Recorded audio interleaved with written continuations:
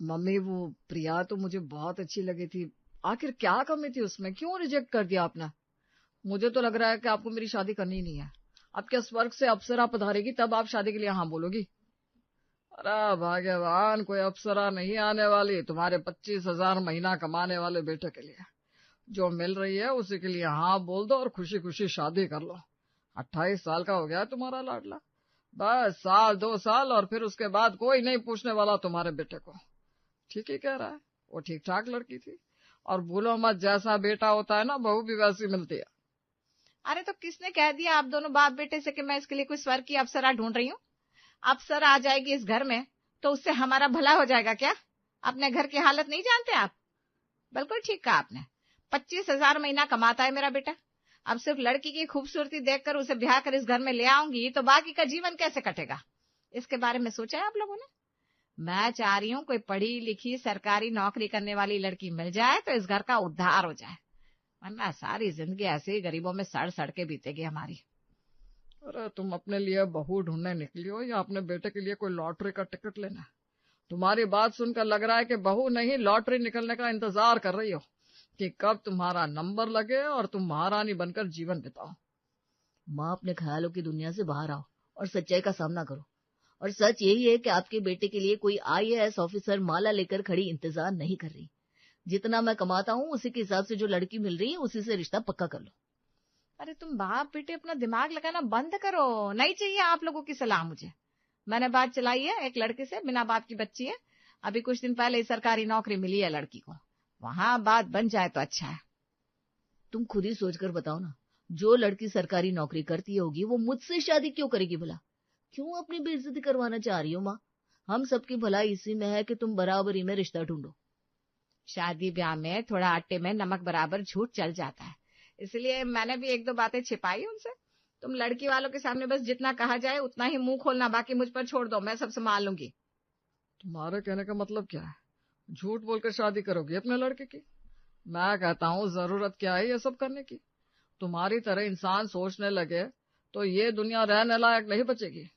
अरे अपने बच्चों की शादी करने से पहले घबराएंगे लोग। अरे चुप करिए आप, कोई झूठ नहीं बोला मैंने, बस कहा ना जायका बढ़ाने के लिए आटे में नमक बराबर मिलावट की है। ये डिलाइट होटल में सुपरवाइजर की नौकरी करता है, तो मैंने बस इतना कहा कि वो होटल तूने पार्टनरशिप में शुरू किया हुआ है। अब इतना सुनना था कि लड़की वाले झट से यहाँ आने को तैयार हो गया। अरे ये तो धोखा है माँ, क्यों कर रही हो ये सब? सुपरवाइजर की नौकरी करने में और मालिक होने में फर्क होता है कि नहीं? अरे तो क्या कोई भी सड़क चलती पकड़ लाऊं मैं इस घर में? और तू कौन सा उम्र भर ये छोटी सी नौकरी करेगा? आज सुपरवाइजर है, कल मैनेजर बनेगा, कमाने वाली बहू आएगी तो भगवान की कृपा से होटल खरीद भी लेगा। शांति अपने आगे किसी की सुनने को तैयार नहीं थी। अपनी कसम देकर उसने सबको सच कहने से रोक लिया था।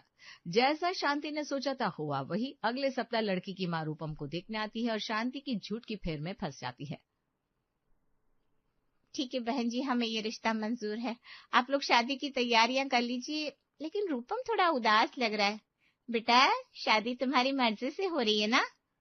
अरे हाँ भैया, आजकल के बच्चों को कोई उनकी मर्जी के बिना रिश्ते में बांध सकता है क्या? बस लड़का सीधा साधा है हमारा, आजकल के तेज तर्रार लड़कों वाली बात नहीं है उसमें, तो थोड़ा नर्वस है बस। जल्दी ही शादी की तैयारियां हुई और फिर किरण शादी करके रूपम के घर आ गई। शादी के बाद, बेटा किरण, कितनी तारीख को तनख्वाह आती है तुम्हारी? जी? हाँ वो क्या है ना, घर में बजट मैं ही देखती हूँ, तो अब मुझे देखना पड़ेगा ना खर्च और आमदनी में संतुलन बना रहे। तेरी तनख्वाह भी मेरे पास ही दे दिया कर। और बेटा एक बात याद रखना, चाहे कमाई जितनी भी हो, उसे संभालने की कला ना हो ना तो जेब हमेशा खाली रहती है। हाँ ठीक है माँ जी, जैसा आप कहो। मैं घर खर्च के पैसे माँ जी को दे दिया करूंगी, लेकिन मेरी पूरी सैलरी उन्हें देना ठीक नहीं रहेगा। देखो, माँ की बात तो ठीक ही है। ज्यादा या कम जो भी हम कमा कर लाते हैं उन्हीं पैसों से आज तक माँ ने सबकी जरूरत पूरी की है। पूरा घर उनके बनाए बजट से चलता है, तो उन्हें पैसे देने में कोई बुराई नहीं है। फिर अभी तो रश्मि की पढ़ाई भी चल रही है, पापा का काम तो लगभग ठप है। उसकी पढ़ाई की जिम्मेदारी हमें ही लेनी होगी। गांव में दादा दादी है, उनके लिए भी इलाज वगैरह के लिए पैसे मम्मी को भेजने होते हैं। अब वो रोज रोज हमसे पैसा मांगे, ये कहाँ ठीक लगता है। बाकी अगर घर की जिम्मेदारी से तुम्हारा मन भाग रहा है तो और बात है। ठीक है, जैसा तुम कहो। मैं घर की जिम्मेदारी से भाग नहीं रही, बस अपने मन की बात कह रही थी। तुम मुझे गलत समझ रहे हो। पति की बात मानकर अब किरण चंद रुपयों को छोड़कर अपनी पूरी तनख्वाह सास के हाथ में रखने लगी थी। कुछ समय ऐसे ही बीत जाता है। मम्मी आप ठीक हो ना? हाँ बेटा, मुझे क्या होगा? मम्मी सोचा था मेरी नौकरी लग जाएगी तो मैं आपका ख्याल रखूंगी, लेकिन बहुत दुख होता है कि मैं आपके लिए कुछ नहीं कर पा रही हूँ। कितना अकेली हो गई हो आप। आखिर सच ही है ना, बेटा बेटी से बेहतर होता है। क्या फर्ज निभा रही हूँ बेटी होने का। इससे तो अच्छा होता आपका बेटा होता, आपका ख्याल तो रख पाता। ऐसी बात मत सोचा कर बेटा, तेरे पापा की पेंशन से मेरा खर्च चल जाता है, तू अपना मन मत दुखा। नई नई शादी है, खुद को वहां के हिसाब से ढालने में ध्यान दे। शादी के बाद लड़कियां मायके नहीं ससुराल के लिए जीती है, यही दुनिया की सच्चाई है बेटा। समझती हूँ माँ, तभी तो अपनी कमाई पर भी अपना हक नहीं जता पा रही हूँ। मुझे यही डर है कि वो मुझे स्वार्थी या मतलब ही ना समझ ले। कुछ समय बाद, माँ जी कुछ रुपयों की जरूरत थी, सोच रही हूँ हम लोग कहीं घूम आते हैं। शादी के बाद हम कहीं जा ही नहीं पाए तो अब चले जाते हैं। बात पैसे की नहीं है, लेकिन मैं अभी छुट्टियां नहीं ले सकता। मैंने छुट्टी ले ली ना तो मैनेजर मुझे परमानेंट छुट्टी कर देगा। पहले ही शादी के नाम पर काफी छुट्टी हो गई है। क्या कहा तुमने? मैनेजर तुम्हारी छुट्टी कर देगा? लेकिन मैनेजर तुम्हारी छुट्टी कैसे करेगा? तुम तो खुद मालिक हो ना, और मालिक कब से मैनेजर से छुट्टी मांगने लगे? बस अब और झूठ नहीं बोल सकता मैं। शादी हो चुकी है तो अब मैं भी सच बताना चाहता हूँ। देखो किरण, मैं कोई होटल का मालिक नहीं हूँ। होटल में काम करता हूँ, 25,000 सैलरी है मेरी, लेकिन ईमानदार आदमी हूँ, पढ़ा लिखा भी हूँ, और वादा करता हूँ कि बहुत जल्द होटल का मालिक ना सही किसी अच्छे होटल में नौकरी जरूर करने लगूंगा। सैलरी भी बढ़ जाएगी मेरी और पोस्ट भी। आज माना उतना पैसा नहीं है मेरे पास, लेकिन कल को देखना सब कुछ होगा। पति की बात सुनकर किरण हैरान रह गई थी। किसी भी बात का जवाब दिए बगैर वो अपने ऑफिस के लिए निकल जाती है। रात को कमरे में, नाराज हो मुझसे, माफ कर दो ना प्लीज, लेकिन सच कह रहा हूँ, जो भी हुआ उसमें मेरी रजामंदी नहीं थी। मैं दबाव में था। बस माँ ने जो कहा मैं करता गया। वैसे भी माँ मेरा भला ही तो चाहती है। मुझे दुख इस बात का नहीं कि आप कम पैसे कमाते हैं, दुख बस इस बात का है कि हमारा रिश्ता झूठ पर खड़ा हुआ है। अरे शादी के समय सच नहीं बताया तो शादी के बाद ही बोल देते। तभी मैं सोचू आपका अपना होटल है, फिर भी घर के हालात इतने खराब कैसे हैं? अरे भाई क्या बात है, क्यों इतनी ऊंची आवाज में बात कर रही है तू? मोहल्ले को सुनाना है क्या? जो कहना है धीमी आवाज में कह। पूरे मोहल्ले के सामने तमाशा नहीं बनना मुझे। पति पत्नी के बीच जो बातें होती है इसके भनक कमरे के बाहर किसी को भी नहीं पड़नी चाहिए। ये संस्कार नहीं सिखाया तेरी माँ ने।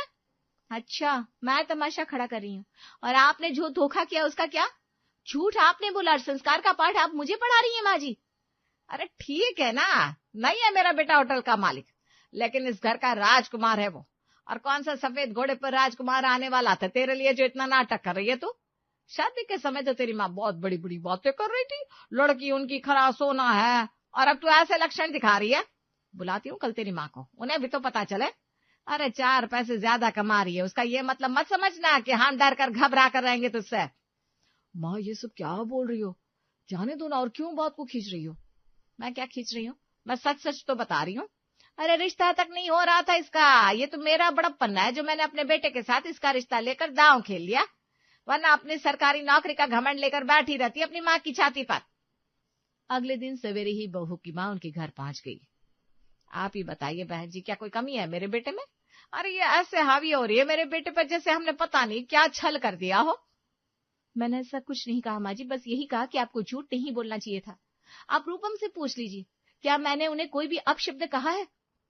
बेटा कच्चा रिश्ता है, अभी तू जितना बोलेगी उतना कमजोर होगा। देख बेटा, रुपया आनी जानी माया है, लेकिन दामाद जी वो मुझे अच्छे इंसान लगते हैं, और भगवान न करे अगर तेरे रिश्ते में खटाश आई तो दुनिया तो यही कहेगी ना, जरूर लड़की में खोट होगा। पहले ही तेरे पापा नहीं है, दुनिया अकेली औरत को जीने नहीं देती। माँ की बात सुनकर अब चुप रहने के अलावा किरण के पास और कोई चारा नहीं बचा था। एक बार जो किरण सास के आगे दबी, अब तो हर बार उसे ही सर झुकाना पड़ा। उसकी सास अब हर महीने किसी न किसी बहाने से सारी तनख्वाह उसके हाथ से ले लेती थी। मुश्किल से कुछ पैसे उसके हाथ में बच रहे थे। बहू तेरी बुआ सास के यहाँ शगुन भिजवाना है, थोड़े पैसे दे देती है, मैं सामान ले आऊंगी। माँ जी मेरे पास मुश्किल से 3,000 बचे हैं, और मैं सोच रही हूँ कि माँ के लिए एक आरओ लगवा लूं। उनका आरओ कई महीने से खराब है, वो तो कुछ कहती नहीं मुझे तो उनका ख्याल रखना पड़ेगा ना। अरे भाई फिर लग जाएगा तेरे मायके में फिल्टर, और अब इस घर की जिम्मेदारियां तेरे लिए पहले होनी चाहिए ना कि मायके की। देखो तो सास को मना कर दिया, लेकिन माँ को 1 महीने के लिए टाल नहीं सकती। और हाँ, थोड़ा बचत कर लिया करो, रश्मि की शादी भी करनी है, उसके लिए भी तो पैसे की जरूरत होगी।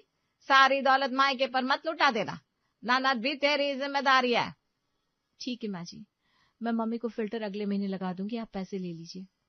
किरण कमाने के बाद भी ना तो अपने ऊपर खर्च कर सकती थी, ना ही अपनी माँ के लिए कुछ कर पा रही थी।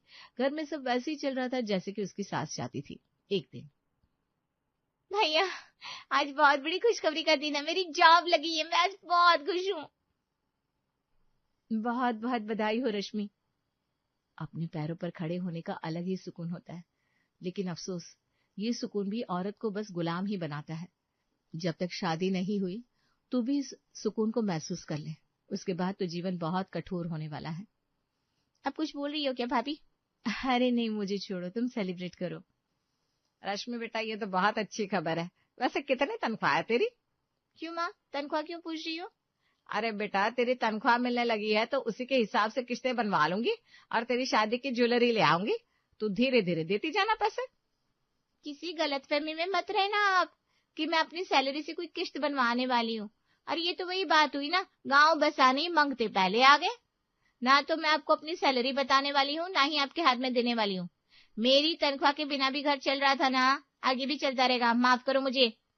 अरे तू तो बड़ी तीखी मिर्च निकली। घर चलने से क्या मतलब है? इतने सालों से तुझे पढ़ाया लिखाया, काबिल हमने बनाया। अब तू पैसा क्या मंदिर में दान करने जाएगी? जो कमाएगी इसी घर में लाएगी ना। गलत फहमी में हो आप। मैं कमाकर अपनी कमाई अपने पास रखूंगी और अपनी इच्छा के अनुसार खर्च करूंगी। अरे भाई, मेरे भी कुछ सपने हैं, अपने अरमान है। सबका गला घोंटकर पैसा आपको नहीं दे सकती मैं, इसलिए आप तो भूल ही जाओ कि मैं कमाने वाली हूँ। सबसे पहले तो मुझे अपने विदेश में हनीमून के लिए पैसे सेव करने हैं। शादी के खर्चों की जिम्मेदारी तो आपकी है, उसकी चिंता मैं क्यों करूं? अरे मेरी जॉब लगी है तो मैं अपने सपने पूरे करूंगी ना। क्या कहा? शादी हुई नहीं और हनीमून के लिए पैसे बचा रही है? वाह भाई वाह। अरे बेशर्मी की भी हद होती है। किरण को देख ले, शादी को 5 साल हो गए, आज तक हनीमून तो छोड़ो, शहर के बाहर भी गई है। वो कमाती नहीं है क्या? तू अनोखी कमाने वाली हो गई। माँ, मुझे अपनी बहू समझने की गलती मत करना। मैं रश्मि हूँ, किरण नहीं। और ये भी मत बोलो कि मैं आपकी बेटी हूँ। फिर मुझसे ऐसी उम्मीद कैसे लगा ली आपने? भाभी का क्या है, वो तो सांस भी आपसे पूछ कर लेती है। लेकिन मैं ऐसा नहीं करने वाली। मैं आपकी बेटी हूँ, बहू समझने की गलती मत करना। क्या हुआ भाग्यवान, सांप सूंघ गया क्या तुझे? इस बिन बाप की बच्ची को जो इतने साल मानसिक कष्ट दिया तूने, उसका परिणाम अब तेरे सामने है। कर्म की लाठी से कोई नहीं बच सकता। तूने ही अपनी बेटी को छल कपट बेईमानी सिखाई, अब रोने से क्या फायदा? ये चालाकी, ये स्वार्थीपन किसी और से नहीं, तुझसे ही सीखा है उसने। पापा, भाभी की जो हालत है, मैं कभी ऐसे जीना नहीं चाहती। अब उसके बदले में आप लोग मुझे स्वार्थी कहो या तीखी मिर्ची या बदतमीज होने का तमगा लगा दो, मुझे उससे कोई फर्क नहीं पड़ता। पैसे कमा कर भी तो उन्हें अपनी पसंद के कपड़े खरीदने तक की छूट नहीं है, क्योंकि जिस दिन उन्हें बाजार जाना होता है मम्मी की तबीयत बिगड़ जाती है और फिर भाभी की शॉपिंग के लिए निकले पैसे वो दवाई के नाम पर भाभी से झटक लेती है। अब बताओ मम्मी, क्या झूठ बोल रही हूँ मैं? और भाभी को क्या कहा आपने कि उसकी जिम्मेदारी ससुराल संभालने की है? तो ठीक है ना, मैं भी शादी के बाद अपने ससुराल के लिए पैसे जमा कर रही हूँ, कुछ फर्ज तो मेरा भी है। अब अगर मैं ससुराल वालों के बारे में सोच रही हूँ तो इसमें आपको बुरा क्यों लग रहा है? अच्छी तरह याद है मुझे, भाभी की शादी के बाद भाभी के बैंक के कागज मांगे थे आपने, और क्या कहा था? इतने साल से सरकारी नौकरी कर रही है, इसके अकाउंट में 2 लाख भी नहीं है, पता नहीं कैसे कंगाल लड़की पल्ले पड़ गई। मैंने तो सोचा था सरकारी नौकरी वाली है तो अकाउंट में 5-10 लाख तो होंगी, लेकिन इसकी कंगाल माँ ने तो सारा पैसा उड़ा दिया। देखो माँ, मैं नहीं चाहती मेरी सास भी आपकी तरह शादी के बाद मुझे या आपको दोष दे, इसीलिए मैं अपनी तनख्वाह के सारे पैसे अपने अकाउंट में सेव करूंगी, बाद में अपने ससुराल वालों को सौंप दूंगी। वैसे भी आप ही तो कहती हो ना, लड़कियों को अपने मायके की नहीं ससुराल की चिंता करनी चाहिए। मुझे तो अपनी कसम देकर चुप करवा दिया था माँ, लेकिन अपनी बेटी की बातों का क्या जवाब है तुम्हारे पास? बेशक आज रश्मि तुम्हें बदतमीज लग रही है, लेकिन उसकी कही हुई एक एक बात सच है। और इतने सालों तक मेरी पत्नी के साथ घर में जो कुछ भी व्यवहार हुआ ना, उसका दोष सिर्फ माँ का नहीं है, मैं भी बराबर का दोषी हूँ। सब कुछ देखकर आंखें बंद किए रहा, बस यही सोचता रहा कि माँ को बुरा न लग जाए। लेकिन मेरी छोटी बहन ने आज मेरी आंखें खोल दी। गलत को गलत कहने का जो साहस आज रश्मि ने दिखाया है ना, शायद मुझे 5 साल पहले ही दिखा देना चाहिए था, तो आज किरण की ऐसी दुर्दशा ना होती। रश्मि, वैसे तो शादी के बाद मैंने हमेशा तुम्हें अपनी छोटी बहन ही समझा।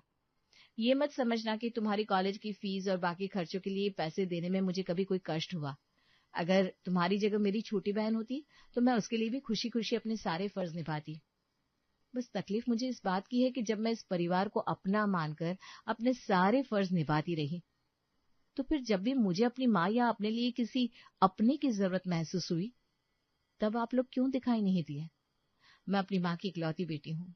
उसके बाद भी जब कभी भी मैंने अपनी माँ के लिए कुछ करना चाहा, माँ जी ने मुझे पीछे खींचा।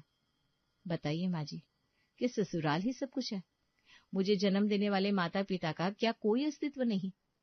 और अगर आपके लिहाज से जो आपने किया वो सही है ना, तो फिर अब रश्मि की बातें आपको इतनी बुरी क्यों लग रही है? हाँ हाँ, मैं ही बुरी हूँ। अरे मैंने भी आज तक इस घर का भला ही तो चाहा है, लेकिन फिर भी सबके सब मुझे ऐसे दोष दे रहे हो जैसे मैं ही सारे कलेश की जड़ हूँ। ये सब रोना धोना करने से तुम्हारी गलती छिप नहीं जाएगी माँ। समझदारी इसी में है कि भाभी से अपने किए की माफी मांगो और आगे से बहू को भी घर का सदस्य मानकर उसकी इच्छाओं का सम्मान करो। रश्मि की बात सुनकर शांति अपनी गलती मान लेती है और फिर परिवार में सब अच्छा हो जाता है।